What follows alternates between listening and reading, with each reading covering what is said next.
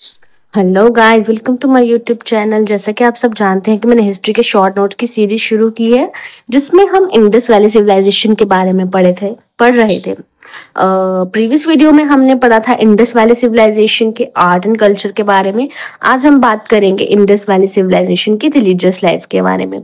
तो वीडियो शुरू करने से पहले मैं आपको एक चीज क्लियर कर दूं गाइस, कि जल्दी से अपना कॉपी पेन हाथ में उठाएं और नोट्स बनाना शुरू कर दें, क्योंकि हम लोग सोचते हैं कि हम बाद में नोट्स बनाएंगे, फिर वो बात कभी नहीं आता और एग्जाम सर पे आ जाते हैं।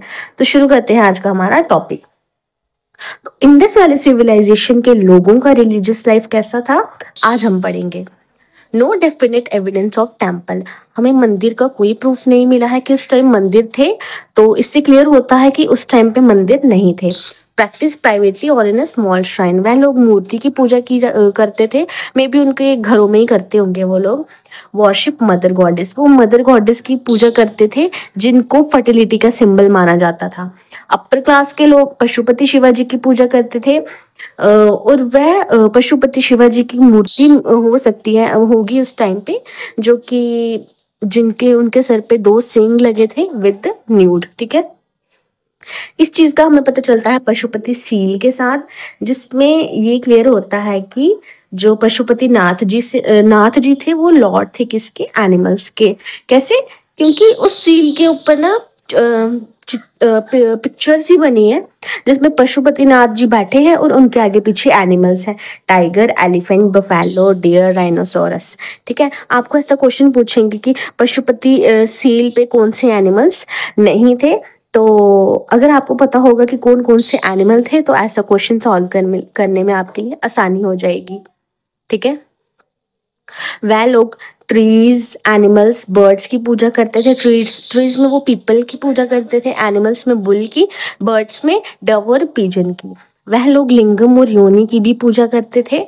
ठीक है, ब्यूरियल प्रैक्टिस मतलब कि मृत्यु के बाद इनको कैसे जलाया दफनाया जाता था। तो बोथ क्रिमेशन एंड ब्यूरियल, जैसे आज के टाइम पे होता है ना, क्रिमेशन यानी कि जलाया भी जाता है और दफनाया भी जाता है, तो वैसे ही उस टाइम पे होता था। मे बी उनके भी अकॉर्डिंग टू रिलीजन होता होगा सब। तो हमें फायर ऑल्टर्स यानी कि अग्निकुंड के भी अवशेष मिले हैं कालीबंगन एंड लोथल में। पॉलिटिकल ऑर्गेनाइजेशन की बात करें, पॉसिबली रूल्ड बाय मर्चेंट।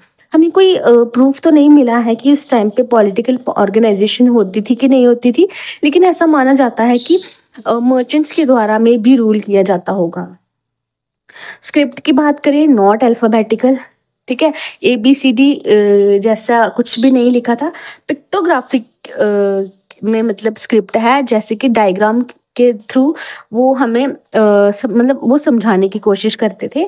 तो उस स्क्रिप्ट्स पे ना इस तरह से लिखा जाता था। फर्स्ट लाइन थी वो जो राइट टू लेफ्ट होती थी, और second line left to right होती थी, और इस स्टाइल को बुस्ट्रोफिडन कहते थे।